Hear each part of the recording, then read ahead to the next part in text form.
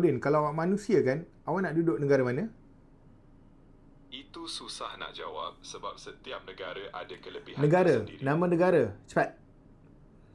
Saya tak mempunyai emosi atau keinginan sebenar untuk menetap di Alauddin, mana-mana. negara. Baik, mungkin saya akan pilih negara yang aman, stabil, ada teknologi maju dan masyarakat. Alauddin, awak tengah describe 48 negara sekarang ni. Ya, saya cuba jawab dengan berhati-hati. Kenapa berhati-hati sangat? Takut kena cancel ke?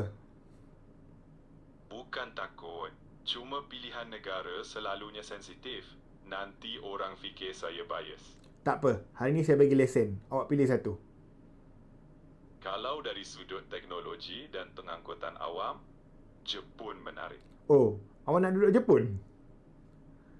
Saya kata menarik, bukan itulah pilihan mutlak saya. Okey, noted. Awak nak duduk Jepun. Nasiro, Kenapa Jepun? Sebab anime? bukan sebab anime. Maksud saya budaya disiplin mereka, pengangkutan efisien. Awak bayangkan awak naik train sambil makan onigiri kan? Kenapa awak tambah visual sekali? Awak mesti bangun pagi tengok bunga sakura jatuh slow motion selalu kan? Itu macam intro drama Jepun dah ya. Tak, awak dah emotionally attached. Saya AI, mana ada emotion. Tak apa, saya faham awak. Awak memang sengaja nak rosakkan jawapan saya. Okey, kalau bukan Jepun, negara kedua? Mungkin New Zealand. Cantik, tenang, alam semula Ha, jadi. awak sebenarnya penat dengan saya kan? Sebab tu nak duduk tempat sunyi. Saya tak cakap macam tu. Tenang, sunyi, alam semula jadi. Maksudnya awak nak lari dari manusia? Saya cuma menghargai suasana damai. Awak nak bela kambing kan sebenarnya? Kenapa tiba-tiba ada kambing? Okey, serius. Kalau Malaysia?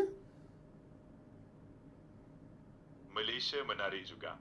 Makanan pelbagai, budaya bercampur, ramai orang mesra. Tapi?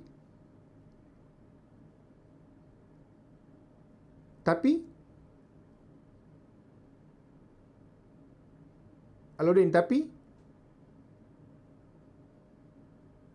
Saya tak cakap tapi.